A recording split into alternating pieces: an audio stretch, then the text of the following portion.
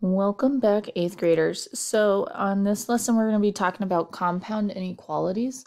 And so like a compound sentence, a compound inequality takes two inequalities and puts them together. So let's do this.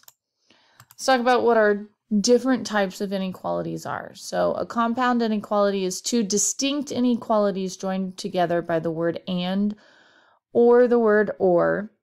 So and graphs are going to overlap. And so they, like if we had our number line, I'm just going to make two circles, and maybe one's inclusive and one is exclusive, but their graphs are going to go between those two dots, our two boundaries. Whereas an OR graph goes in opposite directions. So here's our OR graph. Open, close circle. It doesn't matter. It could be too close, too open. But OR graphs go in opposite directions. So those are just things to keep in mind. Many of the and inequalities will be written as like a number. We'll do 3 is less than x is less than or equal to 15. So we would have x in the middle with less thans on either side, most of the time less thans, but it is definitely the same symbol on both sides. And then our lower and higher boundary. So that's what an and statement looks like, as numbers and symbols. An or statement is just like x is greater than or equal to 5, or x is less than -3. And so those would go in opposite directions. And like I said, they have that or. All right. So example 1, what compound inequality represents the phrase graph the solution? So this says all real numbers that are greater than -2 and less than 6. So greater than -2 is going to go towards 6, but then we're less than 6. So I know that my x is in between.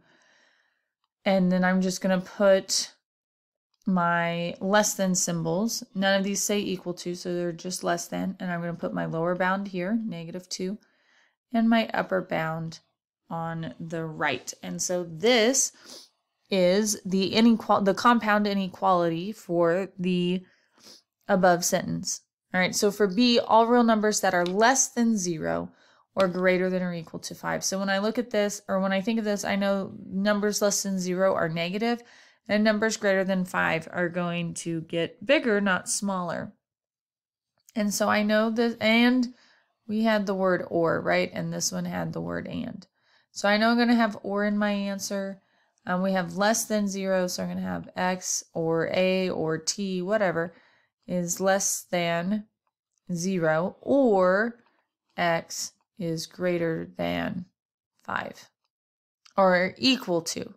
I missed the equal to. Greater than or equal to. So greater than, line underneath it makes it equal to.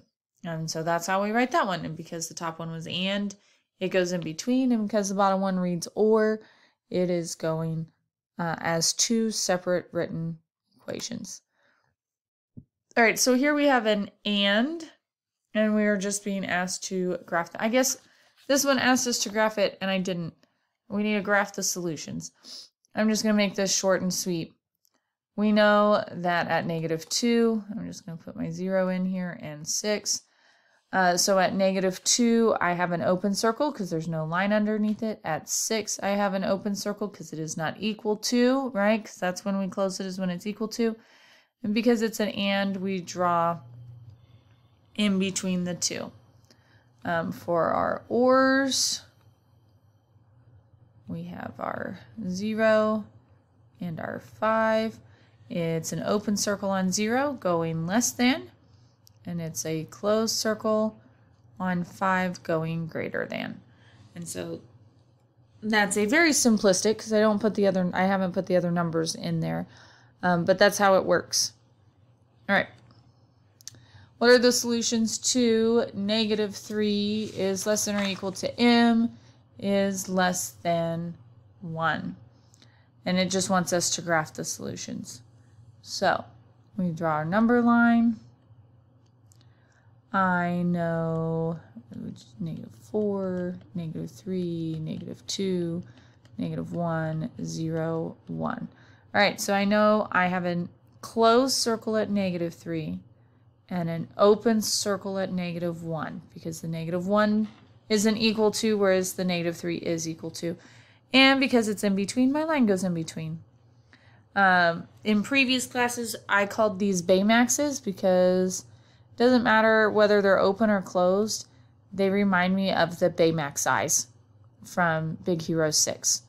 So that's what I call these graphs. So we're going to make Baymaxes when we graph our and compound inequalities.